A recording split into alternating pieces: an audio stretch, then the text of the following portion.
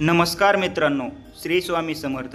मित्रांनो, आज आपण श्री स्वामी समर्थ यांच्या दर्शनासाठी अक्कलकोट या ठिकाणी जाणार आहोत.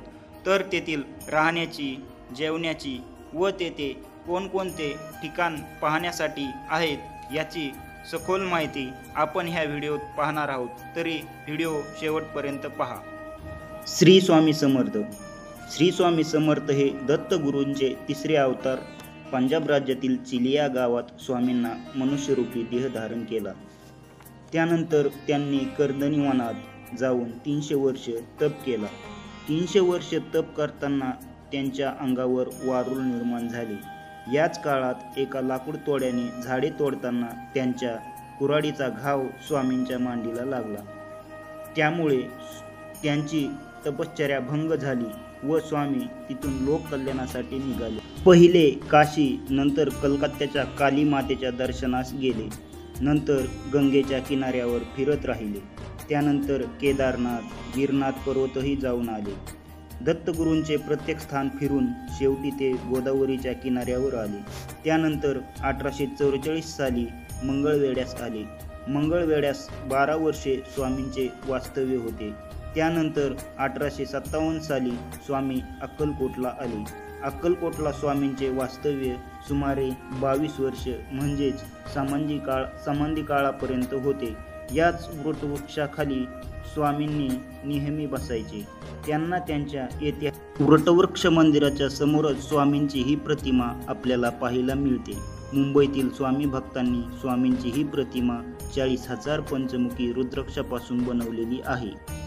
वटवृक्ष मंदिराचे दर्शन झाल्यानंतर आपण मंदिराच्या बाहेर पडतो. मंदिराच्या बाहेर शॉपिंग करण्यासाठी विविध वस्तूंचे स्टॉल इथे लागलेले आहेत. जसे की स्वामी महाराजांचे फोटो, स्वामी महाराजांच्या छोट्या मूर्ती व माळी, प्रसाद असे विविध स्टॉल या ठिकाणी आपल्याला पाहावयास मिळतात.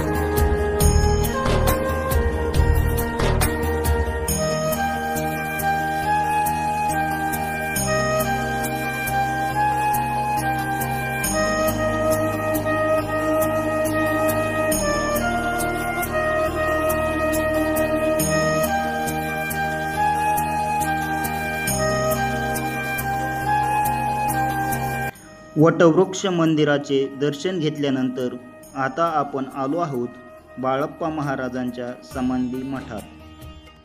या मठाला गुरु मंदिर असेही म्हणतात. बाळप्पा महाराज हे स्वामींचे शिष्य होते. स्वामी समर्थ महाराजांनी त्यांच्या पादुका बाळप्पा महाराजांना दिल्या होत्या आणि त्यांना स्वातंत्र्य मठ बांधायला सांगितला होता. या मठामध्ये एक शिवलिंग आहे जो की त्या काळात स्वामींनी आगीत टाकला होता. तो शिवलिंग आजही आपल्याला या ठिकाणी पाहायास मिळतो. बाळप्पा महाराजांच्या समाधी मठात सकाळी 9 ते रात्री 11 पर्यंत आपल्याला महाप्रसादाची सोय केलेली आहे. तरी भरपूर भाविक भक्त या मठात महाप्रसादाचा लाभ घेण्यासाठी व मठ पाहण्यासाठी आणि दर्शनासाठी येत असतात.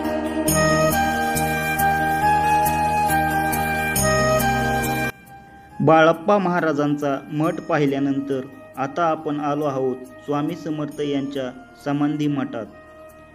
दिवसभर अक्कलकोटमध्ये फिरल्यानंतर स्वामी समर्थ महाराज रोज संध्याकाळी याच मंदिरात येत असत.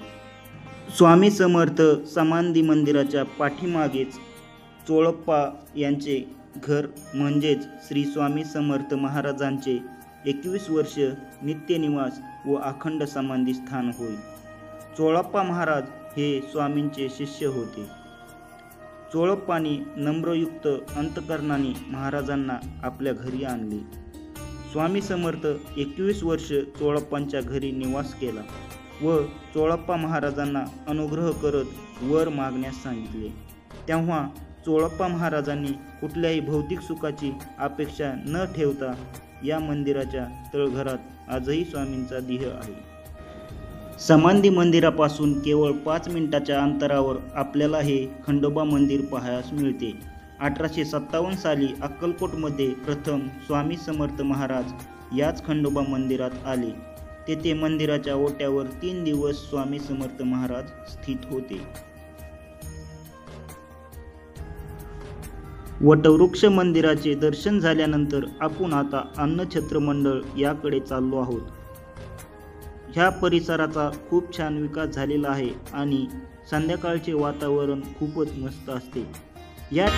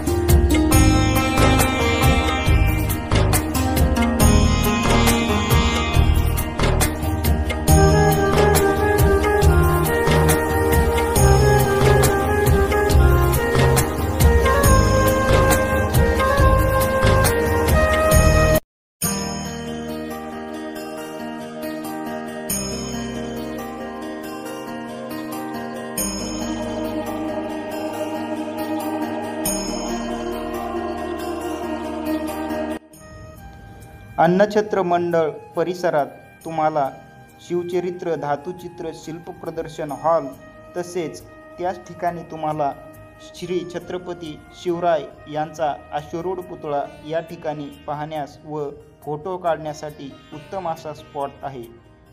छत्रपती शिवाजी महाराज यांच्या पुतळ्याच्या बाजूलाच श्री गणेश मंदिर आहे, तेथेही आपण दर्शनाला जाऊ शकता.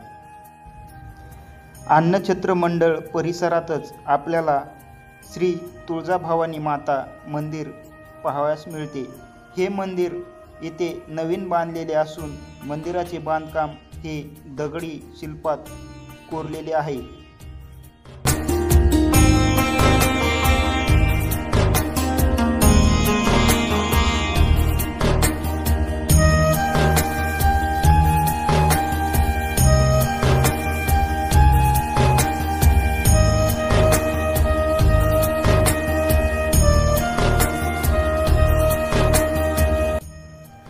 श्री तुळजाभवानी मातेचे दर्शन झाल्यानंतर त्याच्याच बाजूला बाल उद्यान आहे, तेथे पण अन्नछत्र मंडळाच्या परिसरात सुंदर असे हे बाल उद्यान आहे. हे उद्यान सकाळी 6 ते 10 पर्यंत व संध्याकाळी 5 ते 9 पर्यंत चालू असते. या उद्यानात आपल्याला कारंजे, प्राण्यांची कलाकृती आणि लहान मुलांना खेळण्यासाठी छोट्या खेळणी आहेत. संपूर्ण अक्कलकोटचे दर्शन झाल्यानंतर तुम्ही पण या तुमच्या फॅमिली व मित्रांसोबत या उद्यानाला नक्कीच भेट द्या. खूप छान वाटेल.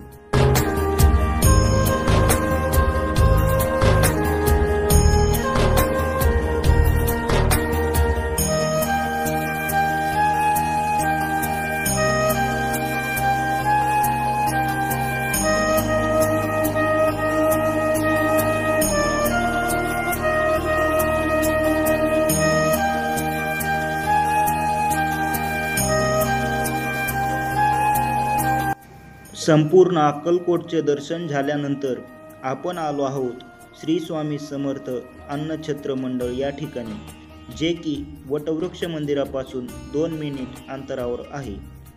या ठिकाणी सर्व स्वामी भक्तांना मोफत महाप्रसाद मिळतो. हे प्रसादालय दुपारी 12 ते 3 व रात्री 8 ते 11 या वेळेस सुरू असते.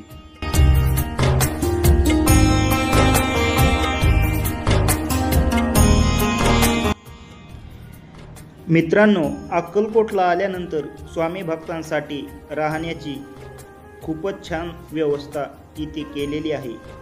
या ठिकाणी 3 भक्त निवास आहेत, त्यापैकी 2 भक्त निवास, यात्री निवास व यात्री भुवन भक्त निवास हे मंदिर परिसरातच आहेत।